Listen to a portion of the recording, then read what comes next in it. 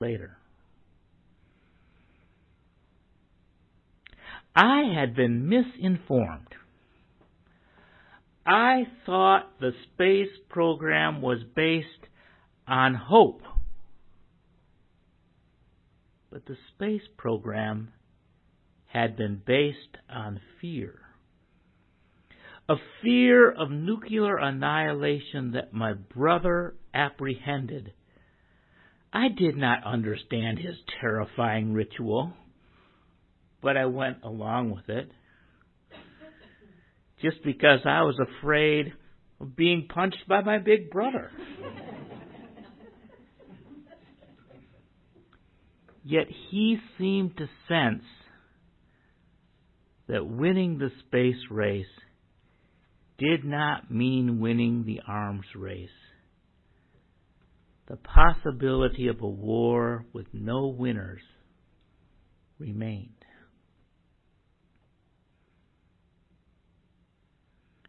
Way back in 1945, Nazi rocket maker Wernher von Braun surrendered to the Americans in May. He feared working for the Soviets if they captured him, and he feared that the Nazis would kill him before he could be captured. We accepted him because we feared Germany had nuclear technology and the rockets to deliver them. In August, we delivered our nukes to Japan in a slow-moving plane named after the pilot's mother. We wanted rockets to secure our future, and Russia wanted nuclear bombs and rockets too. In 1949, the Soviet Union detonated a nuclear bomb. The arms race was tied. The space race began. Russia won round one. Sputnik orbited the Earth in 1957. America feared the beep, beep, beep. It signaled a warning overhead. Russia won round two. It hit the moon in 1959. If they could reach the moon, they could reach your neighborhood. Duck and cover, build a bomb shelter. This is a test of the emergency broadcast system. This is only a test. In a case of a real emergency, you will be given instructions. Russia won round three. In 1961, the first human in orbit. Their rockets now had pilots, bombardiers. The U.S. President Kennedy declared that we would land a man safely on the moon and return him safely home before the end of the decade. And we did. We won the space race, then stopped. A space race based on fear had reached its natural conclusion. Going to Mars would not be more threatening to the Soviet Union. Circling Alpha Centauri would not bring them to their knees. Those who were in it for the hope and the science wondered suddenly, where did all our funding go? Their greatest success was turned into their greatest obstacle. Everyone was impressed by putting a man on the moon, but it only highlighted all of our other failures. If we can put a man on the moon, why can't we feed the poor? If we can put a man on the moon, why can't we stop war? If we can put a man on a moon, why can't we end pollution? If we can put a man on a moon, women should be put in the Constitution. If we can put a man on the moon, why can't we cure cancer? If we can put a man on the moon, why can't we find the answers?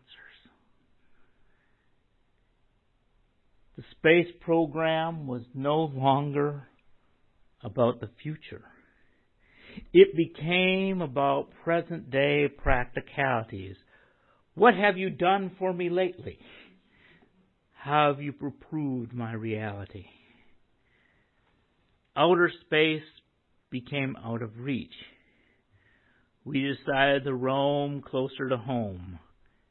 Near space is where the profit is. NASA began defending its budget in 1976 with Spin-Off Magazine, an annual compilation of space inventions that solve problems here on Earth. Some of you may have slept on memory foam. Some of you may have used your GPS on your cell phone to get here. They built lasers that were precise enough that they could do eye surgery with them. Robotic technology used in artificial limbs, more efficient water filters, scratch-resistant glasses, freeze-dried food, improved solar technology, detecting water and minerals on Earth, and cloud computer programming. All of this focus on immediate profitability led NASA to focus on near space, putting useful satellites into orbit. This led to private businesses in other countries becoming involved in near space technology. The Pixelytics website states that about 8,100 satellites from more than 40 countries have been launched, according to a 2018 estimate. Some 4,900 remain in orbit. Of those, about 1,900 are operational, while the rest have lived out their useful lives and have become space debris. Space junk.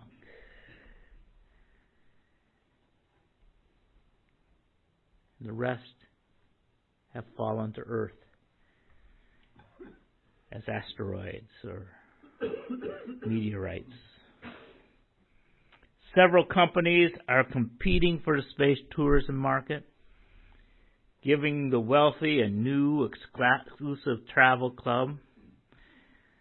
And the wealthy that are so intent on destroying livability on Earth are looking for ways to colonize the Moon and Mars. And talk about your exclusive neighborhoods. Also, there's the militarization of near space. China successfully targeted and exploded a satellite in 2007. Apparently, just to show that they could do it. Although blowing up one another's satellites would create even more space junk, so much shrapnel that would destroy almost every other functional satellite, and you wouldn't be able to control where it went, and so it would be very counterproductive.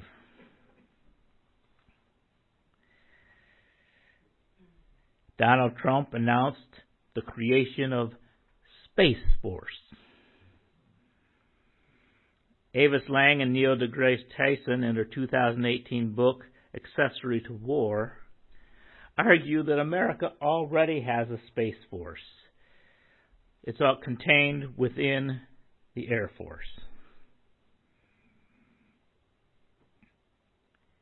Commerce and militarization means that there's lots of money to be made in near space.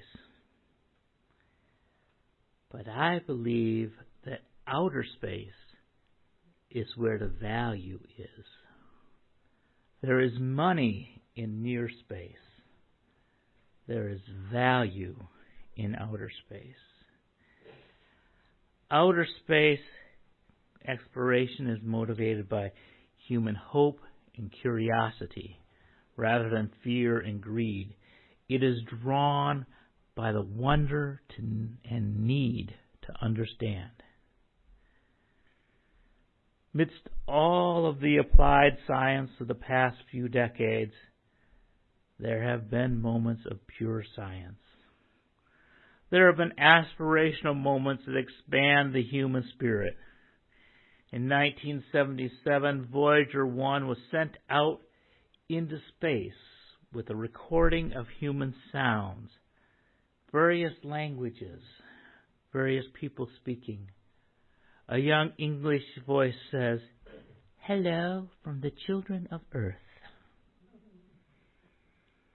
Also included are the sounds of trains, the ocean, jungle, dogs, sheep, race cars, babies crying, and babies being comforted. And then there's a second disc of just music.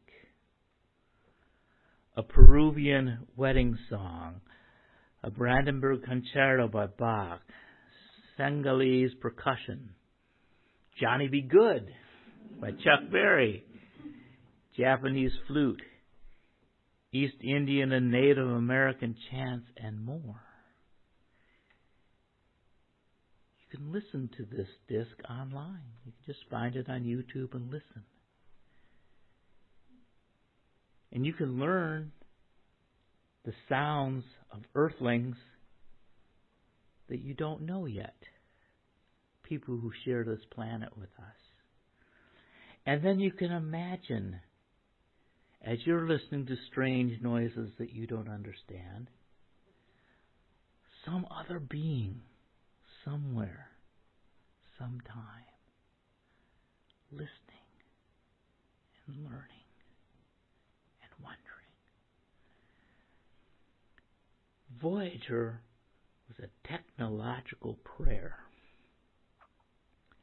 asking the universe to know us. When it was launched, we did not know if there were planets out there capable of sustaining life. We just hoped we were not alone. The Hubble telescope, launched in 1990, allowed us to look deeper into space. And we have seen the shadows of planets moving across distant suns. Calculations based on observations have found over 40 planets in the circumstellar habitable zone.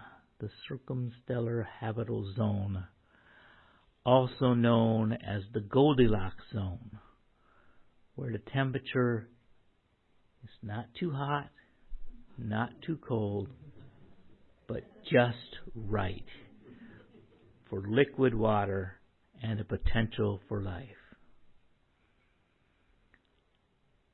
Are we alone in the universe?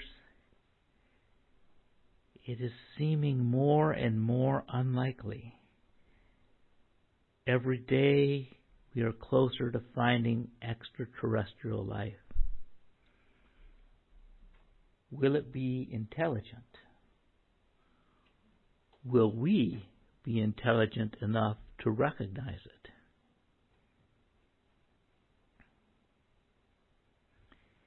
And another question that, looking deep into space, ponders is, where do we come from? Every light year we travel is a step into the past. We have heard the remnants of the original Big Bang. And we discovered gravitational waves in 2016. These were mathematically predicted by Einstein And they are a way of observing things that are beyond sight and sound. They are wrinkles in the space-time continuum. Space is deep. It may even be infinite. Yet our bodies contain elements that were present at the Big Bang. We are not isolated. We are vastly connected over space and time. As we learn about space and time, we open ourselves to learn about ourselves. Space is not the final frontier. It is a reality within each of us, yet forever beyond our reach. It is the infinite home of our inmost being and our far-flung dreams. The unreachable star that teaches us who we are whenever we strive to live beyond ourselves. May we bless and be blessed.